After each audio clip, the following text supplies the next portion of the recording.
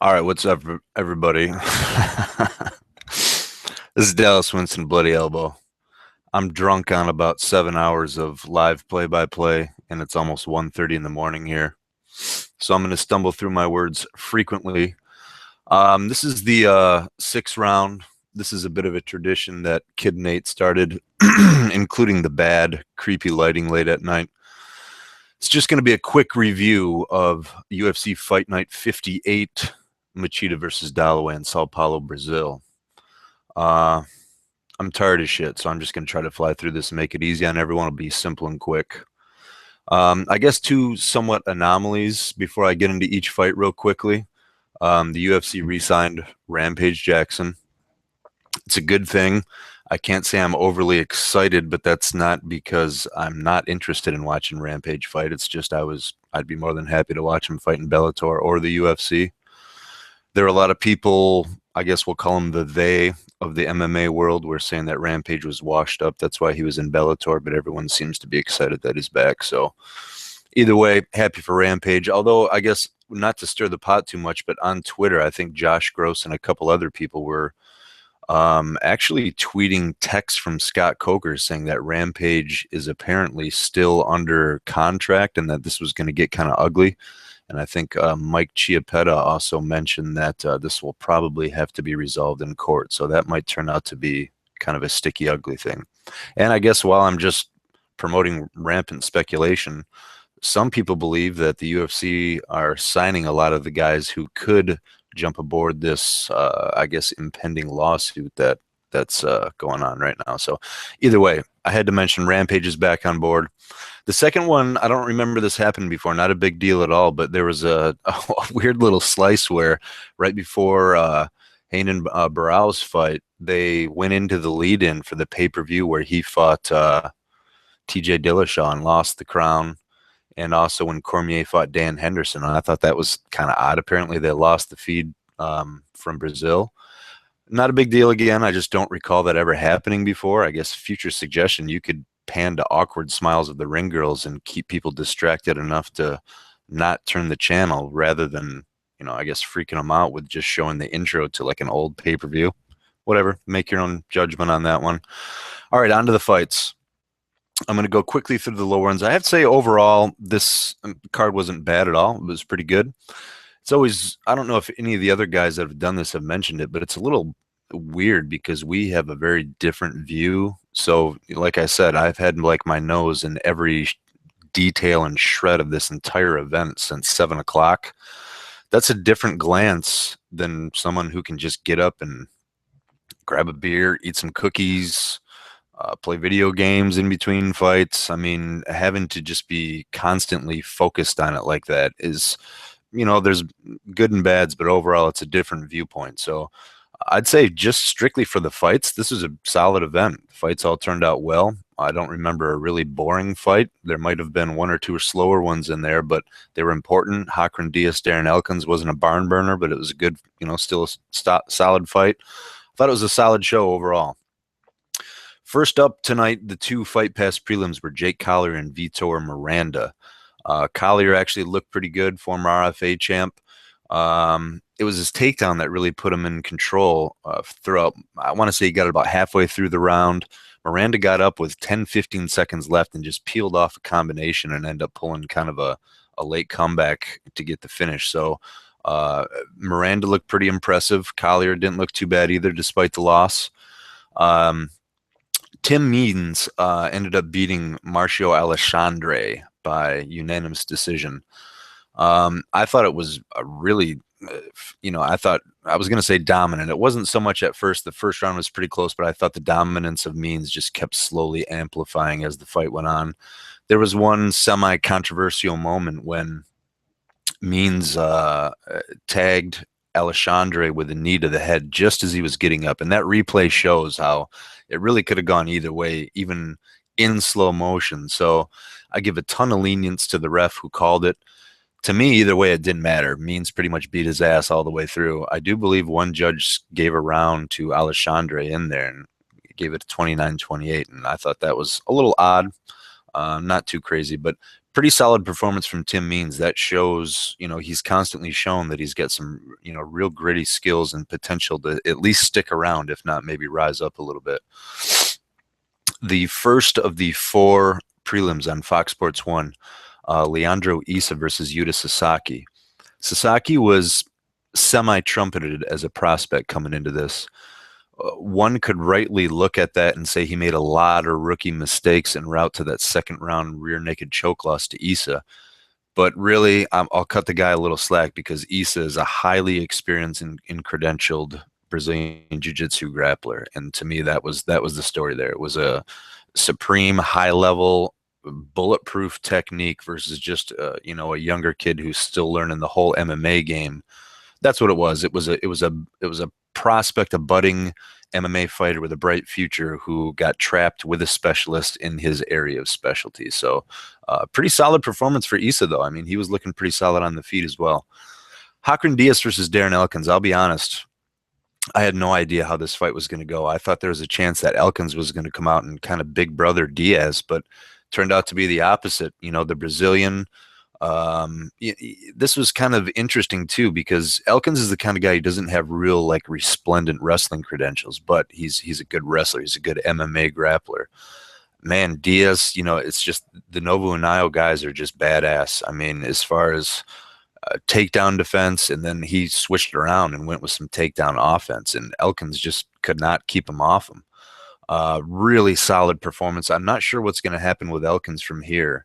I don't think they're going to cut him, and I don't think they should. But I was going to say give him someone of a lesser caliber, and nothing against Diaz is all. He's just not one of the top guys in the division. But kind of a disappointing, performance for Elkins when he fights a guy who, I guess Elkins is known for his wrestling, and if you are out wrestled by a guy who conversely is not known for his wrestling, that's just a sign that he needs to do a little work. But actually, he made a lot of strides when he first came in, so I'm all right with Elkins.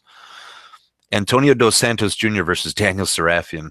Two guys on this card, two Brazilians that I think people were maybe a little excessively high on and then maybe got a little too far down on after they didn't perform the best. Serafian's one, Eric Silva's the other. I thought they both looked really good tonight. So Serafian and Antonio Dos Santos Jr., this fight was kind of another oddball, stopped because Dos Santos Jr., after a couple, just vicious back and forth exchanges, had dislocated one of his fingers. I believe someone mentioned this on Twitter. I think it was Paul Buentello versus Stefan Struve. That happened before. Buentello reset his dislocated finger, just like Dos Santos Jr. did. And the Buentello fight was allowed to continue. I think the difference is Dos Santos Jr. had to stop, motion to the ref, put his hands up, and that's when the ref saw the finger.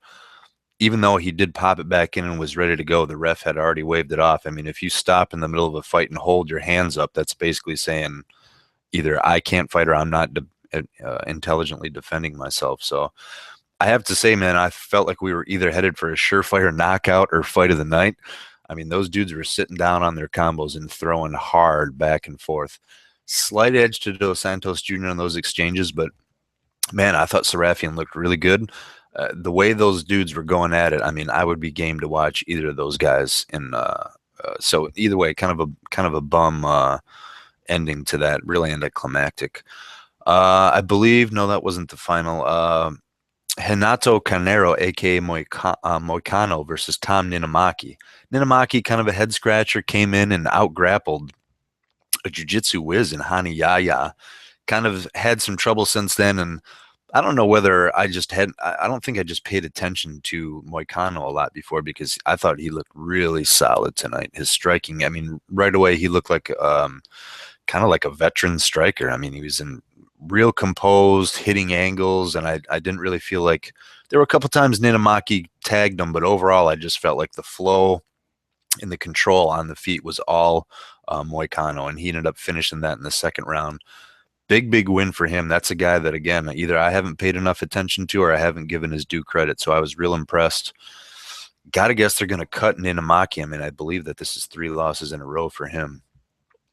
Closing down the Fox Sports prelims, Marcos Rogerio de Lima versus Igor Pokrayak. This was going to be a stand and bang match. Um, that's exactly what it was, man. DeLima came out, and I was kind of surprised he clinched early. Not a lot happened, but as soon as that first clinch broke, excuse me, Pokraic came in, hands down, chin up, and DeLima tagged him and put him out. Quick stoppage. I want to say that one was about a minute or so. DeLima a while back was a fairly people were talking about him. I mean, he's got a real sweet kickboxing background, and I think he only had one fight in Strikeforce. But man, I mean, I think he's 13-3 now. I mean, that's a cat that's exciting to fight, exciting to watch fight, and he might even be able to make some waves in the division. I might be getting all screwed up on the fight order here, but next up on the main card, Fox Sports 1, Mike Rhodes and Eric Silva. We were talking on the Viv section beforehand. Mike Rhodes is a solid prospect out of Rufus Sport. Young guy, not a lot of experience. He had previously lost his first two fights to guys significantly lower on the totem pole than Eric Silva. So I have no idea what they were thinking in this matchup other than maybe to prop Silva up, but that's fine, but you don't want to do it at the expense of a guy like Mike Rhodes. So I would imagine, three losses in a row, he's going to get cut. That might be a blessing for him because he's got a lot of time to improve and a ton of talent. And to me, I'm not down on him at all. This was just weird matchmaking and way too much, way too soon. Eric Silva, I mean, he looked good. I don't think Rhodes, again, was on his level yet, just experience-wise, but it doesn't matter. If that's the case and you're Eric Silva, you need to put someone away dominantly, and that's exactly what he did. So pretty strong showing from him. Rashid Magomedov versus Elias Silverio.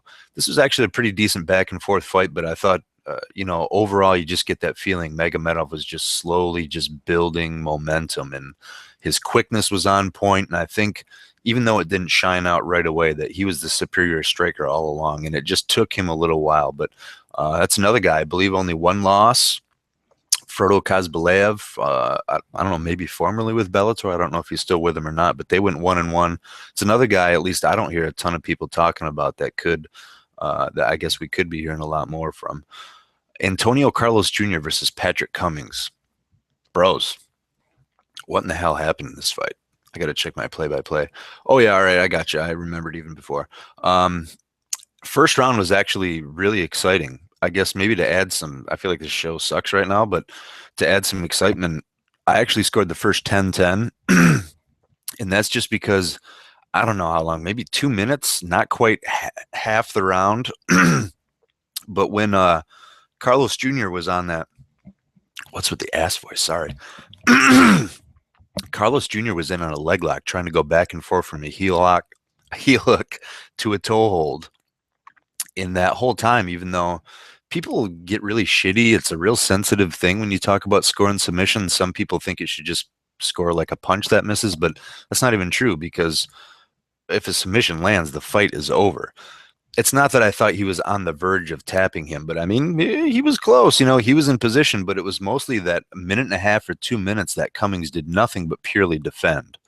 So to me, that kind of counted against him a little bit, because before that, the round was fairly close. Either way, Cummings, I mean, standard 10-9 through the last two rounds. So kind of a solid showing for him, although I'm not quite sure the level that Carlos Jr. is at. So I'm not sure exactly, how impressive that is. But either way, after debuting short notice against Daniel Cormier, Cummings is kind of, I don't know, earned a little respect. I mean, I think the dude's pretty solid, and he came in, even though it might not have been beautiful, fought a smart strategy and fought to his strengths for sure. Damn, are we there already? That leads us to the co-main event. Hanan Barao, he looked pretty good. I guess I just read I was doing play-by-play for this, so some results on Twitter. Some people were disappointed. Other people were not so much. I mean, first of all, I think Gagnon is a pretty tough dude. And I think that's a good example of that kind of his toughness and his grappling are his best strengths. Well, since he couldn't get Barao down, that left his toughness, and that to me was just an example of phenomenal technique. I mean, Barao's got some fucking finesse on the feet, and not just with his offense. I mean, the way that he can fluidly throw quick, throw powerful, which usually a wrestler or someone who wants to get you down wants, because as soon as you're planted and your hands are busy, out in the air, that's when they can take you down. So for him to be able to just in an instant throw spinning shit, sit down and throw hard punches, but at the same time instantly react, dig an underhook, and stay on his feet and avoid takedowns like that. I mean, it's poetic.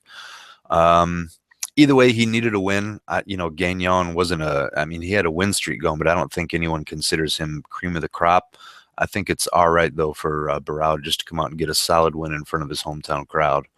Um, Damn, that left us with the Dragon versus the Doberman. Kind of classic Machida, maybe even, I don't know, a little extra special for his performance. Going in MMA, especially my job, you never want to feel confident about anything because you're guaranteed to look like an ass. But I'm still glad I didn't. But this was the kind of matchup that Machida has just feasted on in the past. It's a guy whose core competency is wrestling, who's developed his striking enough so that it's serviceable, and he's not he you can't consider the guy a one-dimensional guy, but he just does not have the striking chops to hang on the feet with a guy like Machida. I mean, you need to be an artist on the feet in order to even survive with Machida. Terrible matchup. I don't know what that is. Terrible matchup for Dolloway. Not a lot he could do. I mean, what the fuck are you going to do? Machida, you run at him, he teleports, over behind you and slaps you in the head. And that's kind of what it was. I mean, there was just a huge discrepancy in striking skill. Um, nasty body kick. I mean, if grimace and make that face, I mean, you are in the utmost pain. It's kind of a crude way to end the show, but Doug the Rhino Marshall, who took a left hook to the liver, one of those from Shlemenko, described that body shot as feeling like you needed to shit, piss, and cum all at the same time. Again, apologies, not my words, but either way, it's a very, very bad feeling, very bad way to end the fight. And I think you could see that on Mr. Dolloway's face. All right, so this is weird. I have no checker balance. I could tangent for quite a while, but I'm exhausted. I got to get up early. I feel like this show sucked. If it did, you can tell me. I kind of care, not in a rude way, but either way, forgive me because I feel like it was not my best engine. This is my virgin run on the 6th round. 6 hours straight of typing bullshit, and now I'm going to go to bed. Follow us on MMA Nation. Give us a like on YouTube. Follow me on Uncle Justice. Follow me on Uncle Justice at the Twitter.